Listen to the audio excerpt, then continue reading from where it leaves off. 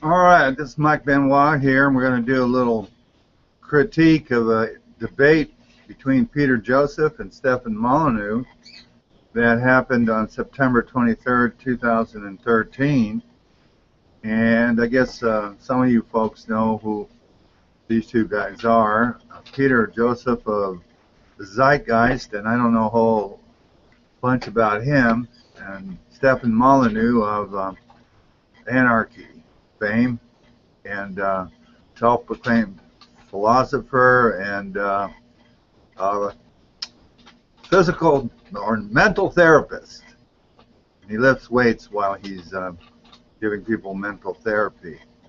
So let's listen to what they have to say. During the course of this development, I began to recognize that there's something deeply flawed in the fundamental principles of what we have going on in the world today. There's a decoupling, and I would say an out-of-dated type of referent, where people keep perpetuating the same type of traditionalism over and over and over again, and they don't seem to realize, even though they think they're doing something new, they think they're applying new concepts, they think they see a path towards resolution and change, they're just running in place because they haven't realized that, in my view, the current economic system and its fundamental predication is inherently flawed and really can't be altered until you transcend the market system by its foundational ethic entirely.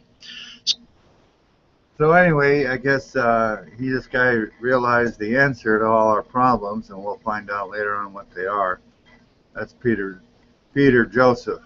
So I'm, the problem isn't.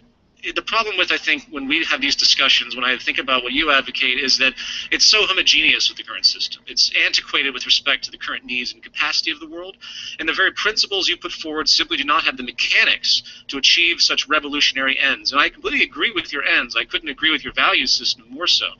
And I can start to jump into these types of philosophical fallacies whenever you like.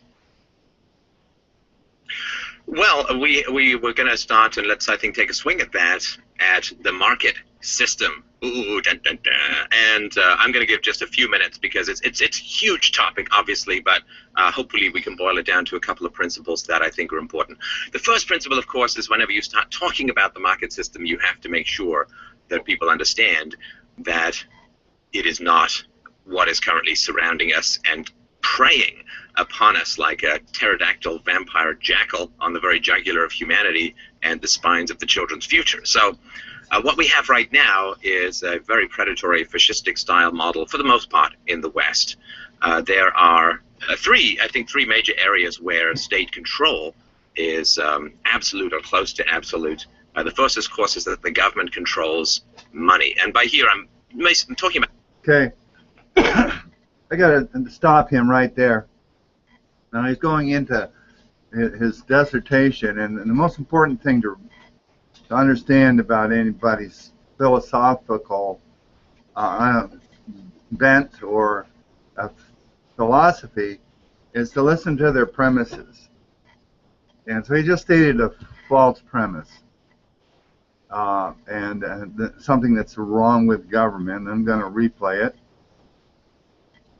Preying upon us like a pterodactyl vampire jackal on the very jugular of humanity and the spines of the children's future. So what we have right now is a very predatory fascistic style model for the most part in the West.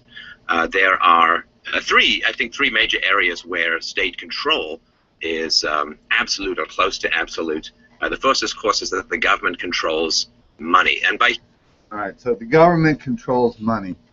And before he goes on into explaining that, your government, well, it's almost like I give a lecture about money here at the same time. First off, he's talking about fiat currency as being money. And money is gold and silver. And it's gold and silver since the inception of this country. In the Constitution, the word money is mentioned 5 times. And you look in the dictionaries at that time, and money is mentioned as gold and silver or precious metal coins. And that was the definition of money. And currency was something different. Money could be currency, but other things could be currency. Shells could be currency. Paper bills could be currency. Of course, gold and silver could be currency, and that gold and silver is money. Now, when he makes reference that the government has control over the money and the money supply, that's I guess you could say government has control over that. If the government ceded control of something over to private industry, you could probably claim that government has control because it ceded control.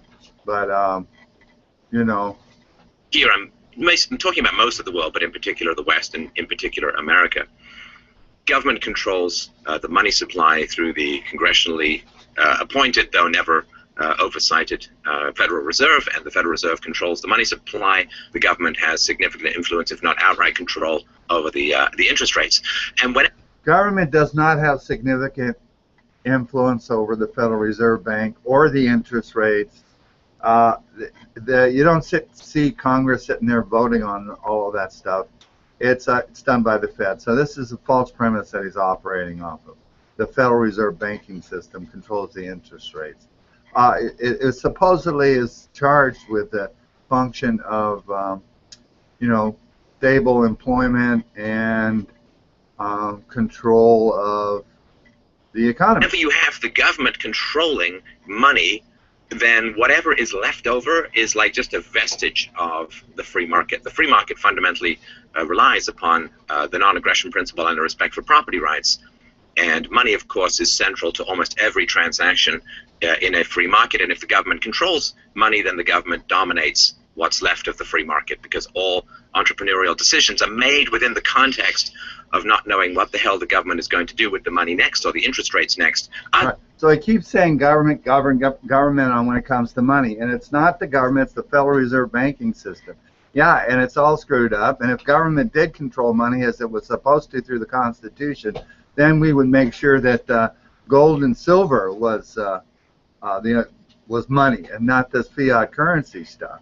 So there's no constitutional authority to give this Federal Reserve banking institution this power, but they got the power. And you see, it's a private sector thing, and I think this Peter Joseph guy is going to get into this a little bit later, but this is a private sector thing. It's private business that's been granted this oligopoly, or whatever you want to use for the term here, but it's not the government. Okay, the government ceded control of the money supply to these bankster gangsters a long time ago. Other than a general certainty that the Federal Reserve is going to continue to serve the needs of political masters by printing more and more money for them to hand out like candy. So he keeps going, like the political masters are in control. They're not in control. These 535, I was going to say idiots, maybe they're not all idiots, in Congress to vote on legislation and the judges and whatnot. They're not in control of this. The bankster gangsters are. So his false premise, you can't hit it enough. You can't kill it enough. It's a false premise. To those who support their agenda and wish for the benefits of their power. So, of course, the government controls money, and that is an almost absolute control. There's a little bit of Bitcoin chipping away here and there, but they're facing regulatory review now, and some of them have been shut down, some of the trading exchanges. There was a guy who came up with the Liberty Dollar, which was a gold-based currency. I think he's currently in jail, and, of course, you are not allowed to pay your government bills with any currency other than the toilet paper that the government pretends has something to do with real money. So governments control money, and through taxation, of course, government control. All right, so I got to hit it again because he keeps indoctrinating people with this. Government controls the money. Government controls the money. Government controls the money. No, what the government does is given the absolute power to the Federal Reserve Bank to control the currency in this country. It's not the government that controls it. A long time ago, government controlled the money, but it no longer does. Hasn't for who knows how long.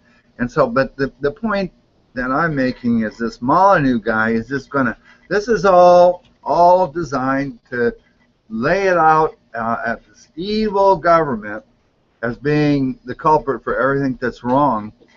And you could say, yeah, the government's evil because, or they've done evil things because they've given this monopolistic control to a private bank. And they have granted it monopoly status, so you and I tried to use other things as legal tender, they would arrest us and prosecute us and punish us. But it's not the government that's doing all this stuff. It's the government that's allowed the monopoly to do all this stuff and granted it this monopoly power. Depending on how you count it, 30, 40, 50, or 60% of the wealth in the United States.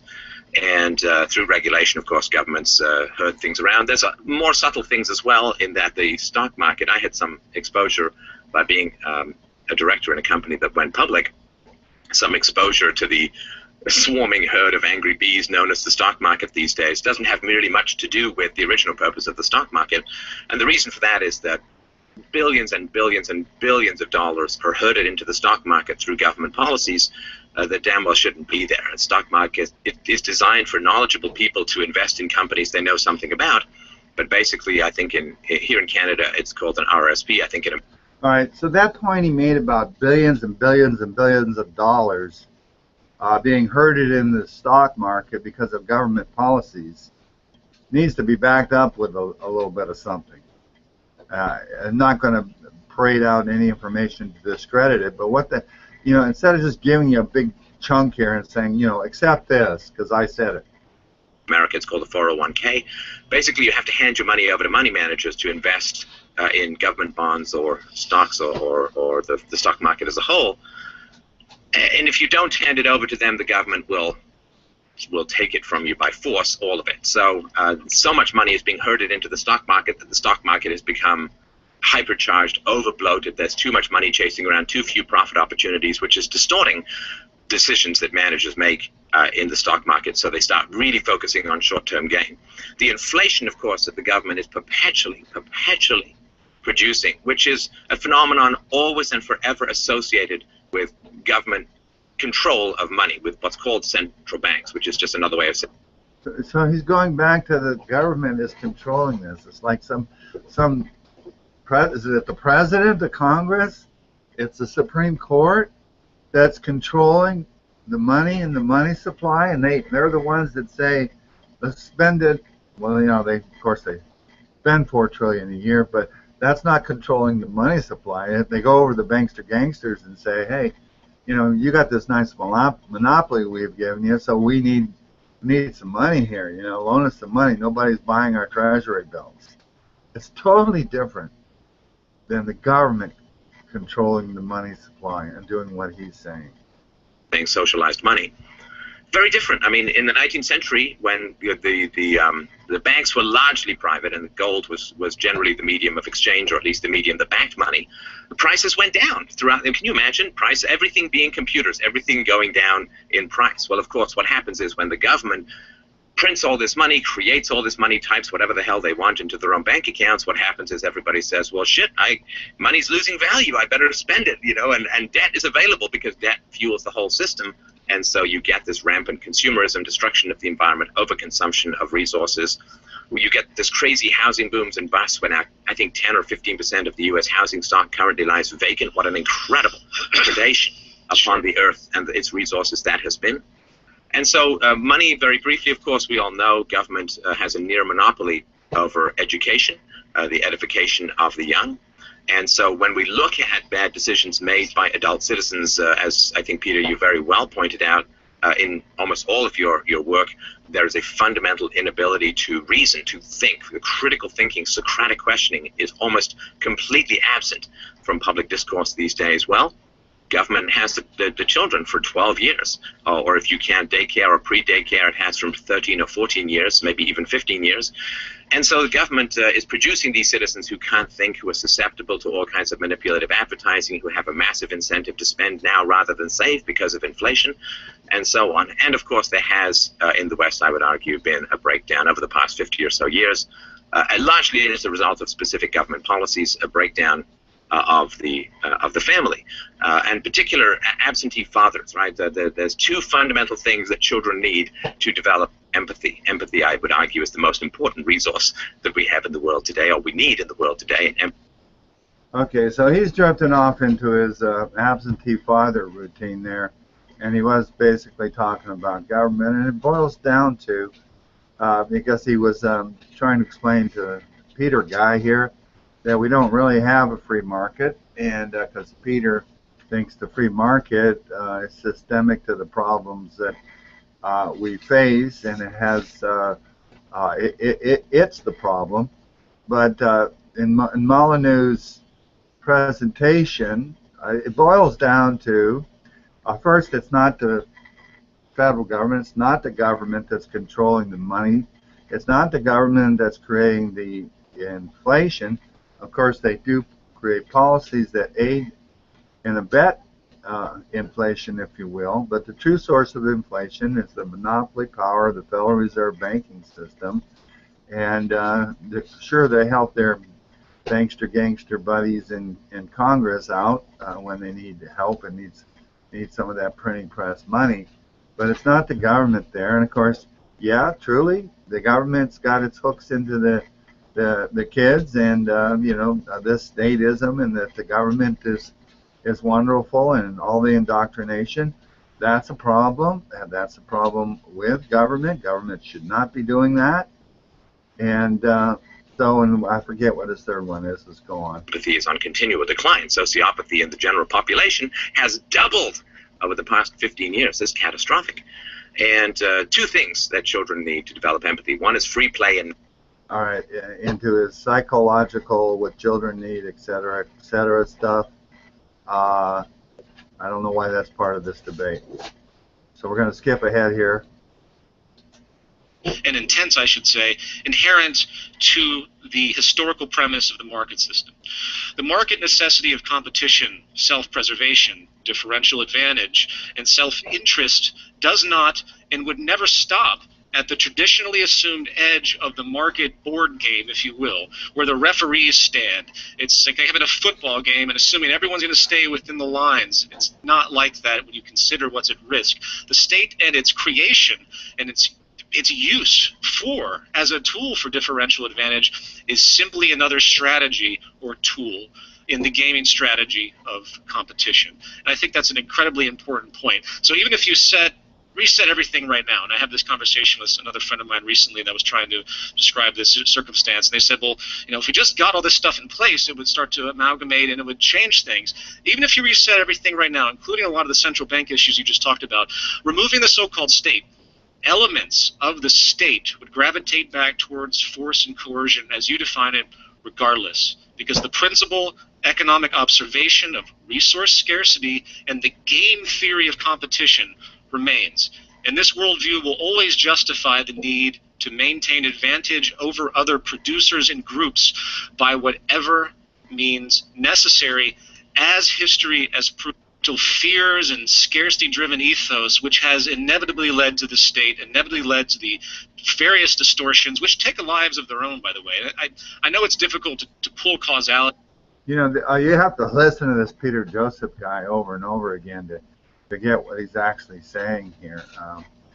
So unless you pinpoint, ask him a question. I'm replaying what he just said in the last 2 minutes. Down to, say, one perception of competition and scarcity, and then extrapolate that all the way out and try to see why the U.S. government is dumbing down its children, or perhaps not even trying to per se, but the effect of that system is such, why there's so much structural violence, why there's so much crime, and structural violence is actually going to be a big part of this as well. So if you wouldn't mind, I'd like to come back to my original you're free to interject throughout this, but come back to this sort of three fallacy points that really get to a much farther root source, at least as far as my perception is concerned. Do you mind if I kind of slam through this? It shouldn't. No. Okay. Go for it. I think that in this sort of anarcho-capitalist philosophical disposition, there are a series of arguments that are often used to idealize the free market, to idealize a free society. I'm sorry to, I just told you to go ahead, and I'm sorry to interrupt, but just for those listeners who aren't aware, anarcho-capitalism is the argument that the non-aggression principle and property rights should be the foundational principles of society, since taxation is a form of theft and the government relies upon the initiation of force for its power. It is a stateless society that respects property rights and the non-aggression principle. I'm sorry to interrupt, but just I don't want to launch into technicals who are unfamiliar. We could go crazy redefining terms when it comes to this. I'm going to more or less assume that most of the audience is familiar with what you're about and has a fundamental understanding of economic theory. So, at least in a historical sense. So the first issue that jumps to me is what I call the denial of principle continuum. It's a continuum fallacy, or a matter of degree fallacy. This is the argument that presents two seemingly separate conditions that in truth cannot be considered distinct, as the same principle actually exists behind both of them. For example, the state, which of course I agree with your basic criticisms as far as effects, but the problem is that there's an erroneous separation of behavior and the creation of the state from the underlying philosophical principles inherent, and intense I should say, inherent to the historical premise of the market system. The market necessity of competition, self-preservation, differential advantage, and self-interest does not and would never stop at the traditionally assumed edge of the market board game, if you will, where the referees stand. It's like having a football game and assuming everyone's going to stay within the lines. It's not like that when you consider what's at risk. The state and its creation and its use as a tool for differential advantage is simply another strategy. Okay. I mean, this guy said a ton of stuff there. And it's like, oh my God, where do you start with him? But basically, he's condemning free market and he's condemning competition. And then what he does is he demonstrates, actually what's demonstrated in the book The Law by Frederick Bastiat, is when the government or the law goes beyond being that instrument that secures our rights, but becomes an instrument of plunder. He's demonstrating that those in the free market will get government to become their agent, to do their advantage, to establish things to their advantage. So he's claiming that this is a problem in the free market itself. It's inherent or systemic in the system. And it's almost like saying, well, it is like saying, if I trade you an apple for an egg, in our agreement to do trading, there's always inherent in there, I'm going to try to screw you, an advantage over you. There's never going to be this free and open and honest exchange. And of course, the purpose of the state is the state or government to come in is not because people for the most part are like that. It's because there will be a few people who will be like that, and that necessitates the state. And for the state to be turned into an instrument of plunder, that's a much different thing. But he's saying that's systemic in the free market system.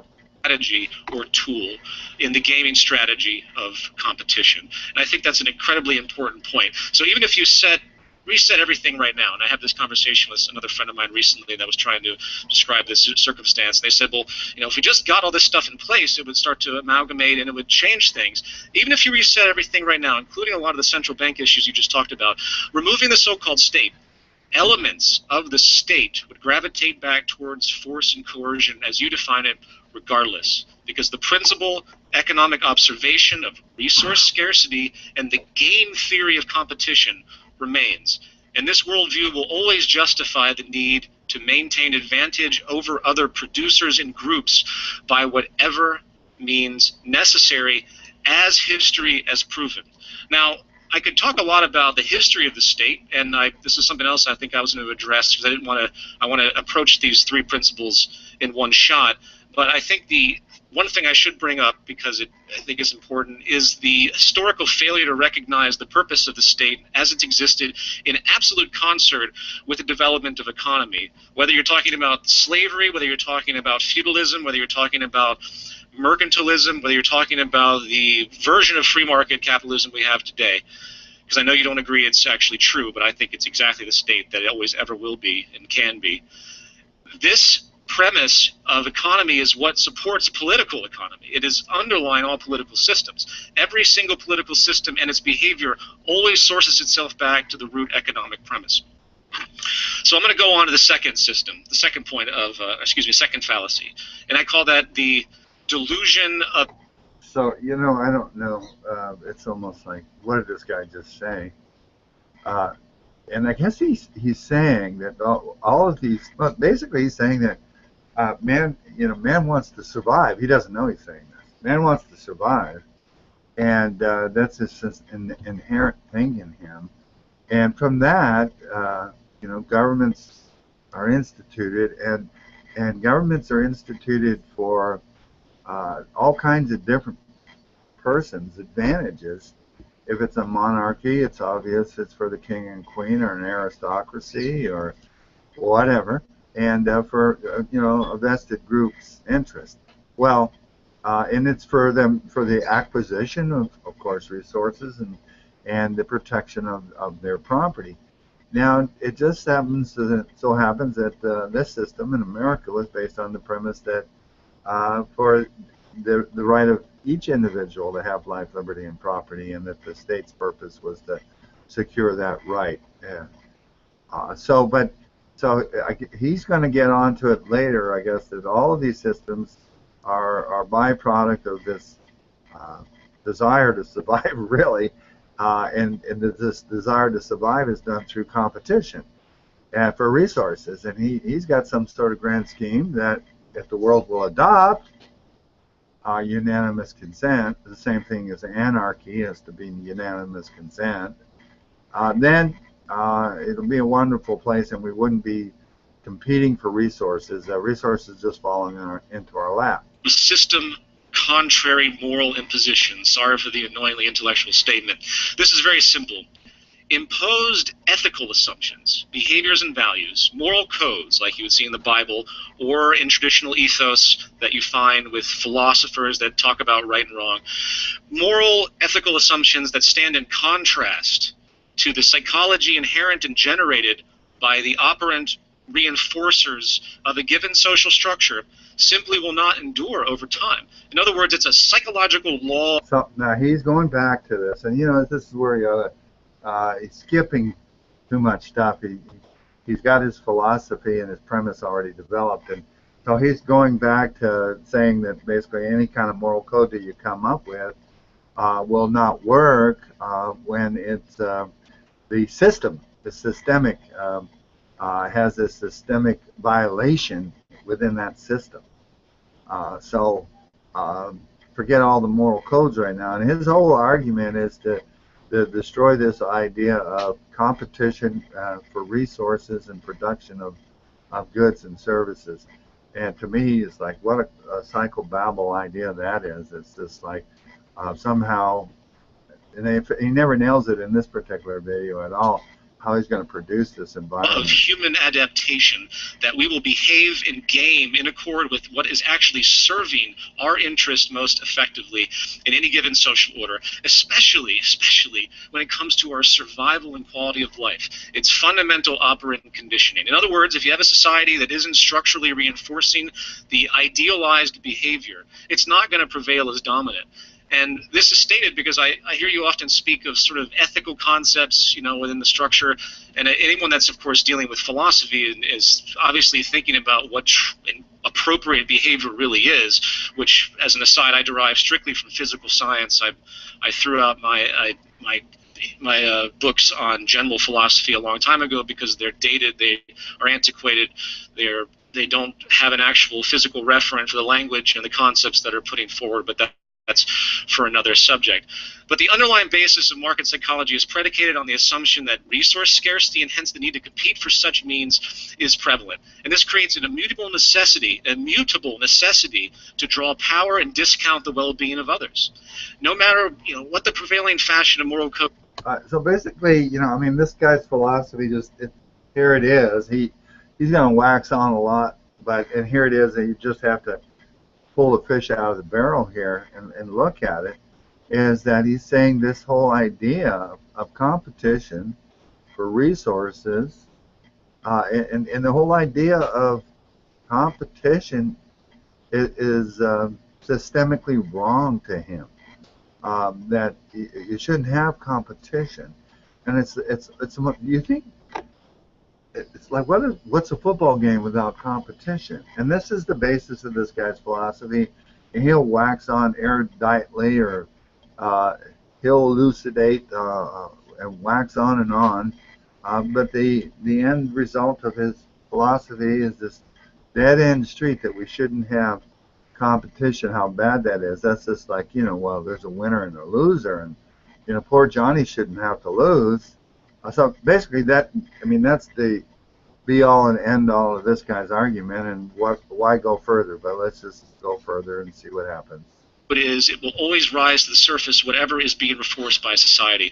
In other words, a free society based on true human equality, which I think you and I both very much want, is actually impossible because the psychological reinforcers are not there at all. And the final fallacy, which I'll go now, over. sorry, okay. do you want to, because I have a couple of questions, but sure. certainly I don't want to interrupt your flow too much. I'm happy to wait till you finish the 3 points. I can jump back in. This next one actually is going to go to describe the flaws in your concept of coercion and voluntarism. That's going to be a tricky one. So let's go ahead and talk about whatever you need to with respect to what I've said prior. Now, when you were a stockbroker, did you have customers, or were you trading on your own behalf? I wasn't a stockbroker. I was a private equity trader. I traded from home. So you traded on your own behalf? Yes. Okay. And I'm asking that not because I'm sort of trying to trick you in some way, but just because there's a lot of people who haven't actually run a customer-facing. Okay, I'm going to skip that because I don't know really what he's doing right here. So let's just skip ahead of five minutes.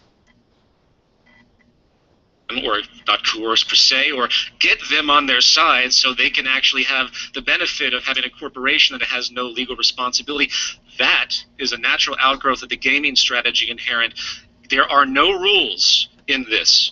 It is the fallacy of concept, the fallacy and naivety that these types of actions and the development of power sources that override the precious ideal of the free market, it is this fallacy that runs so concurrent with this kind of delusion of market economics that it just makes me want to pull my hair out. And I'm going to continue that because the truncated distinctions, the final fallacy, is exactly what needs to be brought up here. Truncated distinctions, which is again what you've just spoken of. This means that on certain ideas which appear to have integrity are found to be in truth too narrow in their consideration to be deemed viable philosophically or empirically. In other words, the true underlying meaning and purpose claimed to be represented is substantially misrepresented, and hence the concept becomes empirically void. For instance, there are two words I hear constantly speak of in your community and your general philosophical treatments. One is coercion, the other is voluntarism.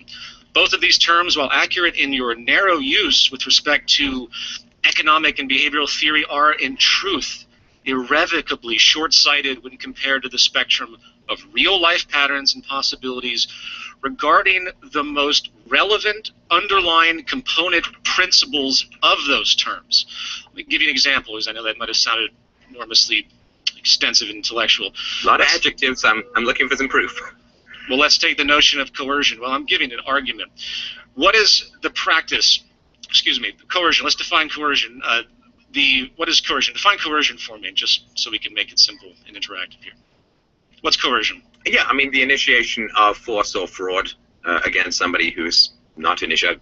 The initiation of force or fraud is probably the easiest way to talk about it. So under the surface, it's about imposing. It's about controlling. It's about abuse. It's about violence. It's about induced suffering. Voluntarism.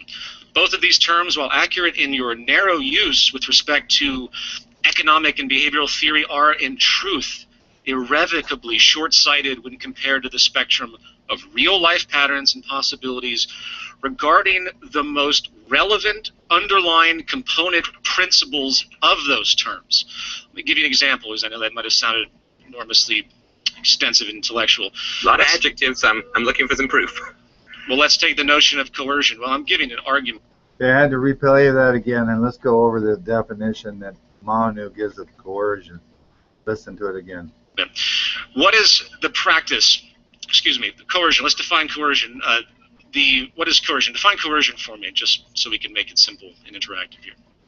What's coercion? Yeah, I mean the initiation of force or fraud against somebody who's not the initiation of force or fraud are probably the. Okay, so he just said Molyneux just defined coercion as the initiation of force or fraud, and you know, if I say to somebody, let's say, a friend of mine, let's go get something to eat, and they go no, and I say no, come on, let's go get something to eat, and they say no, and I say let's go, come on, let's get something to eat, and I'm kind of just badgering them. You know, that's a form of coercion, and so these guys do need to define their terms a little bit better. That's coercion. So. Easiest way to talk. So under the surface, it's about imposing, it's about controlling, it's about abuse, it's about violence, it's about induced suffering. So if we look at this kind of induction or infliction of suffering, I want to ask you a question then, because it's really about resolving suffering at its core. It all becomes moot when it comes to the system process. In the context of economics, I see your point, but let's get down to the core of this. If there was a disease that in one country was killing 200 people, and in another country, another disease was killing 200,000 people, which disease would you focus on?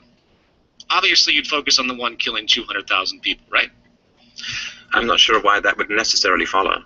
Well, because you would want to resolve that disease that is killing the most people, that has the people that have the least immunity or the least defense against that disease. No, I'm sorry. Again, I'm not sure why that would necessarily follow. I mean, what if my daughter was one of the 200 people? What if I were one of the 200 people? I might find an incentive to focus on the 200 rather than the 200,000. You can marginally split that as much as you want, but when it comes to general public health, if you ask any public health official and statistician which would be the greatest threat, which would rapidly produce and maybe take over the whole world if it's that viral, obviously they're going to resolve the disease that's killing the most people. Now, with that in mind, are you familiar with the concept of structural violence? No. Okay, well, it was featured in Zeitgeist moving forward quite extensively and is the crutch of a very important philosophical view, a moral and ethical view when it comes to what's happening in the world today. While we all understand behavioral violence and policy violence, which is often what you refer to by government or state coercion, structural violence is mostly hidden. And it deals with chain reactions sourced to certain broad institutional influences. And if you read this book, if you read these studies, which they're extensive, I recommend Harvard criminal psychologist James Gilligan, who headed the center at Harvard for violence many years back, an absolute expert on violence and its sources and its. Okay, I know this guy's all over the place, but when he's talking about structural violence, he's really going to refer to the free market as a structurally violent system. That the free market is structural violence. Brute form. He talks about this extensively with tremendous sources. I would drop that just so people can research this. So what happens here is that there's a defining characteristic that occurs that you deem all the way down to what's called structural or social inequality. Social inequality is one of the most insidious attributes in the world today with respect to public health. It manifests in absolute form, which is, say, poverty, and it manifests in relative form, which is basically development of psychosocial stress. If you're familiar with the work of Gabor Mate, he talks about this type of idea at length as well. So, long story short, structural violence is in fact and unequivocally the leading cause of death on the planet Earth. In a 1976 study, I believe it was called the empirical. Okay, so you know what? With guys like this, it's kind of like when I tried to read Karl Marx after about a paragraph, not a paragraph, half a chapter or something. I'm just going, I'm not going down this road with this guy. See, this guy. Social inequality to him is structural violence. So we got this planet with 6 billion people on it, and there's certainly a lot of social inequality and abilities to get different things like health care, food, and you name it. There's a big difference, social inequality going on there. So because that exists, that's a structurally violent system of this guy. and that's the essence of his whole argument. And because maybe you don't have a lot of money and you get a flat tire and to you that's a violence against you. That's a suppression. But some rich guy doesn't have that same thing. He just tow company, puts a new tire on, off he goes. So this social inequality is just this horrible thing to this guy. And so I don't know. I mean, you want some god to sit there and just dump all this equality onto everybody, and everybody's supposed to be living in this Garden of Eden. Frankly, I've heard enough of him, so let's see what Molyneux has to say. I'll have to find where Molyneux is doing the talking. Well, empirical table of structural violence. I can't remember the authors, but anyone can punch this up. It was found that Take my little isolated dismissal. Well, I'm sorry you provided information that I had counter-information to. Is that not allowed in this conversation? No, but I think it could have happened if there was actually the condition for that parent or parents to properly have the capacity to take care of their children. And this spirals out into the sphere of public health. It's incredibly important. If you're not familiar with it, I'm absolutely amazed, because it is the most important attribute, and why I am so disgusted by the market system, because it reinforces inequality more than anything else. Every single historical text that goes back, both in criticisms of abdication of capitalism, have denoted this inequality, much harped upon by people like Thomas Malthus, who firmly ingrained the need, or the propensity, or the assumption that there isn't enough to go around, and therefore inequality is inevitable. And I can go on a long tangent about all the other distortions that arise. I just have to interrupt for a second, because I just looked something up. You said that the leading cause of divorce was economic problems. At least according to the top 5 reasons for 2000 level matrimonial survey by Grant Thompson in the UK. The number 1 reason is falling out of love. That's 27%. Extramarital affair is number 2 at 25%. Unreasonable behavior at 17%, midlife crisis at 10%, and emotional or physical abuse at 6%. The last stuff I read in North America was that the majority of divorces were initiated by women, and the number 1 cause was dissatisfaction. Okay. Well, I appreciate just if you can give me the source for the economic stuff, that would. Yeah, just jumped in on that too, because they talk about the causes of that. This Peter Joseph, maybe he was referencing the number 1 cause of divorce is economics. Actually, in the old days, before all the socialism, that's the number 1 cause to keep people together was economics. They could fall out of love, like Molyneux said, or a million other things, but economics was the thing that kept them together. But when there's no economic dependency one upon another, the manna from heaven, according to this Peter Joseph, that'll be a different story, right? Be great. Oh, I have at least 3 texts that source that. First of all, statistical things running in material terms, larger and larger extensive inequality. Let's see if I can find Molyneux. Argue He's that the usually state doing all the talking, alone but this is guy's the only theories hold true. In other words, you can have perfect circles. Oh man. A reductionist existence. How can anybody listen to him that long? So saying something is impossible and will never be, and so on.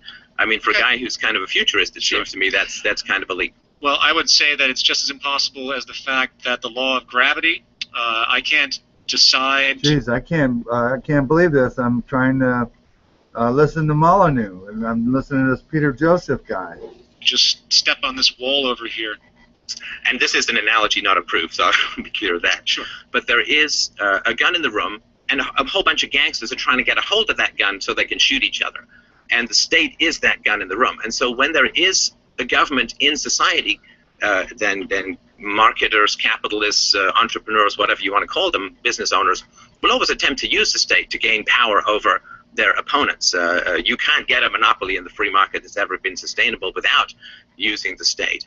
And so there are statistics that show that there's almost no single better investment that a company can make than a congressman or a congresswoman. That investing in lobbying the state provides you returns in the hundreds of percent, something that is really hard.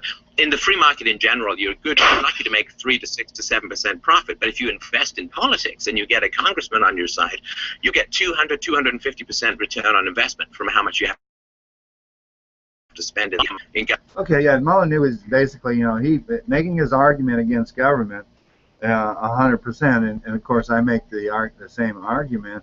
against government perverted. All of this stuff that he's talking about government doing is a perversion of government, and Peter Joseph here, I guess, isn't getting his chance to rebut this. So let's government benefits. So the existence of the state draws, just simply by the logic of what's left of the free market. And then I got to make another point here with Molyneux. First off, Molyneux, there's always governance, and and what is governance? People govern one another's actions. Family governance. There's a really church governance. There's if you're in a business, there's a business governance.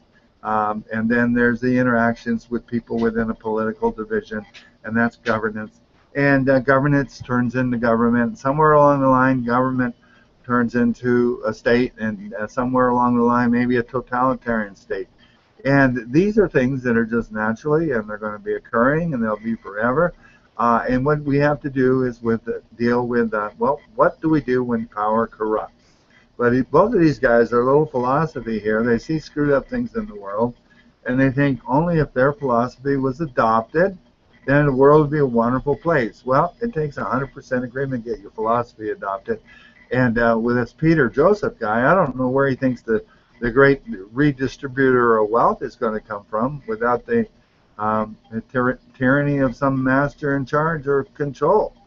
And so there's your typical Soviet Union state. It draws people to use the state, because any CEO who is going to eschew political action is going to be replaced by the shareholders with a CEO who's going to embrace political action. So I agree with you that there is definitely a huge incentive to business owner, but if you're a business owner, you actually have a lot of people's interests that you need to worry about. You need to worry about your shareholders, your board, your employees, your customers, a lot of people's interests that you need to worry about. Purely selfish people, in a free market generally don't tend to do very well because it's win-lose. And the only way that businesses become sustainable in the long run in a free market is if it's win-win for the customer. So he just made another statement. He said purely selfish people don't do very well in the free market. And truly selfish people do very well in the free market because they're going to do what's in their best interest. If they're truly selfish, what's in their best interest is to satisfy the customers, have the best product they can, have satisfied employees, etc., etc. So he likes to misuse the term selfish there. Customers and for you. So this idea that if you're in business, you don't worry about the interests of others is just false, and I think it just arises from an inexperience in the business world. Well, so that's sort of the first thing that I would say. I've run a production company for 10 years with numerous freelancers. And do you not worry about the interests of others? Do you not? Okay, here they're getting worried about their egos. Let's move on. Your customers, they will stop doing business with you and you will be out of a job. So if you don't provide decent return for your shareholders while keeping all of those other things in consideration, then you are going to be out of a job. If you anger the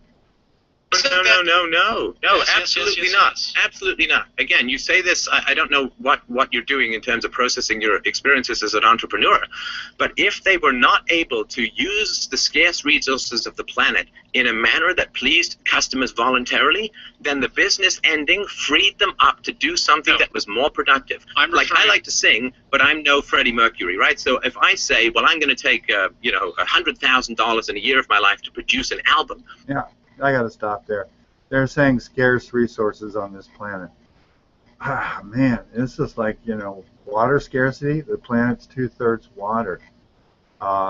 There's no scarcity of resources on this planet. I don't know why these guys go down that line.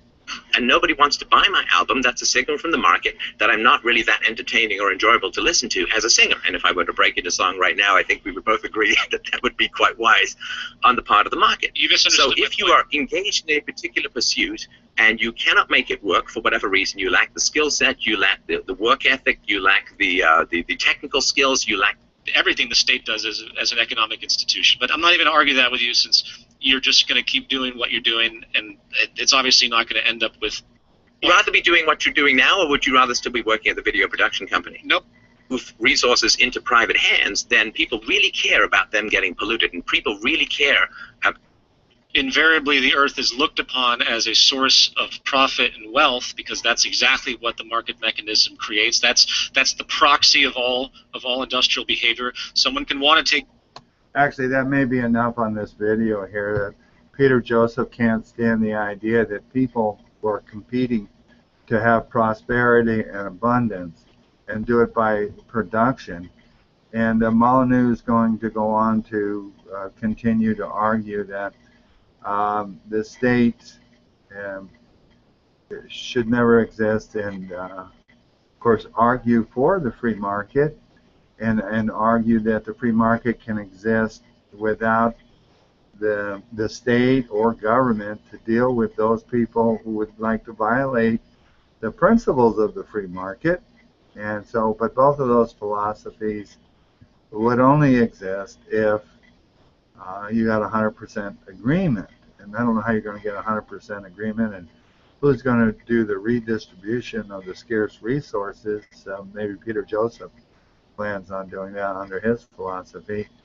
And then this 100% agreement that we're going to have this anarchy system, that there's no government and no central power, and that there'll be all these little small units of voluntary power units, like police agencies, to police up the people that will do bad stuff, and that we're going to have this kind of a system. But then there's this, that takes 100% agreement. And what happens if you don't get that 100% agreement? Then you get, let's say 5% of the people who say, we're going to form a big massive army and take what everybody else has. Let's see, 5% of 300 million people in the United States is, how many million is that? 15 million? That's organized, and they can take control and dominate all the rest. And then there's this other 5% say, we got to do something. Those guys are going to be doing that. We got to do something to keep a check and balance on those guys to stop them from doing that. And those are the guys that want to organize to defeat the tyrants. So, but they don't require 100% agreement. So while these guys are envisioning their great, wonderful world based on their fantastic and superior intellects, the tyrants are winning the day and destroying and enslaving all of us. And instead of arguing what's wrong with the old rackety, broken down car and saying we should throw the car away, the government, Molyneux is going to claim that everything's wrong with the government, all of it, and it's all the initiation of force. And governments were initially, this one was initially not established under the initiation of force. It was certainly established under the retaliation of force against a government that was initiating force against citizens. So these guys are the cult leaders. They have a great following. And the common sense stuff, well, we don't get too much of that, do we? And we don't get too many people looking in that direction because they want this cult answers, this Peter Joseph, where no more competition for goods and services. That's systemically violent. Just a magical redistribution of this abundance that was created by those who produce, because they wanted to create that. They had the incentive to create abundance. And so that's all for this one. Let's see if we get twice as many thumbs down, haters on this one, because we're attacking both the cult of Molyneux and the cult of Peter Joseph. This is Mike Benoit, and this is an episode of Tyranny Busters. Thank you.